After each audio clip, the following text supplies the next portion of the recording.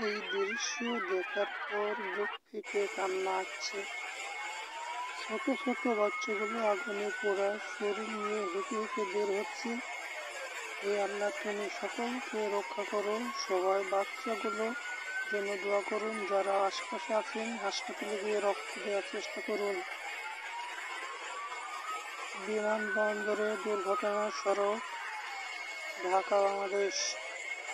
এখানে অনেক মানুষ মারা গেছে আগুনে পড়ে। আপনারা সবাই দোয়া করবেন। আপনারা থাকেন হচ্ছেন এইদিকে।